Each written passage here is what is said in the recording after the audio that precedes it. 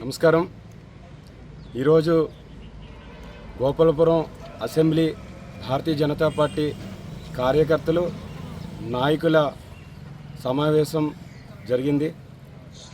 ఈ సమావేశంలో పార్టీ యొక్క సంస్థాగత నిర్మాణం గురించి, అదేవిధంగా రాబోయే స్థానిక ఎన్నికలకు సంబంధించినటువంటి కొన్ని అంశాలని ఎజెండాగా తీసుకొని చర్చించడం జరిగింది. నరేంద్ర మోదీ గారు ఈ దేశ అభివృద్ధి కోసం, ఆంధ్రప్రదేశ్ యొక్క అభివృద్ధి కోసం వారు ఇస్తున్నటువంటి సహకారం, ఈ రాష్ట్రంలో ప్రజలందరూ కూడా భారతీయ జనతా పార్టీ పట్ల చాలా పాజిటివ్గా ఉన్నారు. భవిష్యత్తులో భారతీయ జనతా పార్టీ ఎక్కువ మంది కార్యకర్తలను ప్రజాప్రతినిధులుగా తీర్చిదిద్దుకోవడం కోసం అని చెప్పి మేము అసెంబ్లీ వారీగా మేము సమావేశాలు ఏర్పాటు చేయడం జరుగుతూ ఉంది.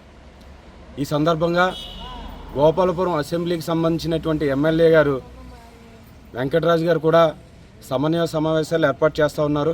ఆ సమావేశాల్లో Bharatiya Janata party, Telugu Desam party, Janasena party ఈ మూడు పార్టీలకు సంబంధించినటువంటి నాయకులు కూర్చొని భవిష్యత్తులో మనం ఏ విధంగా ముందుకు నడవాలని చెప్పి చర్చించడం జరుగుతూ ఉంది.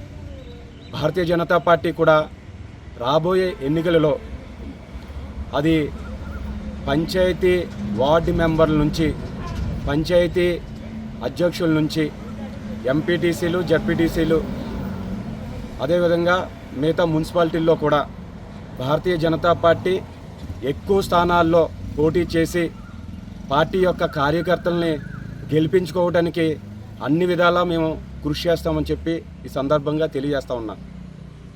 కనీసం ప్రతి గ్రామంలోని, ప్రతి పంచాయతీలో 20% వార్డు మెంబర్లు, 20% మండలంలో ఉన్నటువంటి 20% పంచాయతీల్లోని, 20% ఎంపీటీసీలు, అదేవిధంగా అసెంబ్లీలో ఉన్నటువంటి 4 జడ్పీటీసీల్లో కనీసం ఒక జడ్పీటీసీ అయినా భారతీయ జనతా పార్టీ తరపు నుంచి మా అభ్యర్థులు పోటీ చేస్తారు.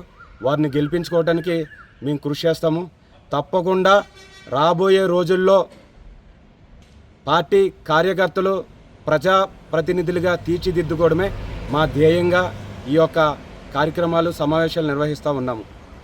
అదేవిధంగా నేను మిత్ర పార్టీలైనటువంటి తెలుగుదేశం పార్టీ ఎమ్మెల్యే గారికి, జనసేన పార్టీ సువర్ణరాజు గారికి వీరిని కూడా కోరుతూ ఉన్నాను. దయచేసి ఎక్కడైతే ప్రభుత్వ సమావేశాలు జరుగుతూ ఉన్నావో, ప్రభుత్వ కార్యక్రమాలు జరుగుతూ ఉన్నావో అక్కడ భారతీయ జనతా పార్టీ కార్యకర్తలను, నాయకులను కూడా గుర్తించి వేదికలపైన మీతో పాటు మాకు కూడా కూర్చునే అవకాశం కల్పించాలని చెప్పి ఎమ్మెల్యే గారిని కోరుతూ ఉన్నా. క్షేత్రస్థాయిలో అసెంబ్లీ నుంచి, ప్రతి మండలం నుంచి కూడా నాకు కొన్ని కంప్లైంట్స్ వస్తూ ఉన్నాయి. మా గ్రామంలో సమావేశం పెడతా ఉన్నారు.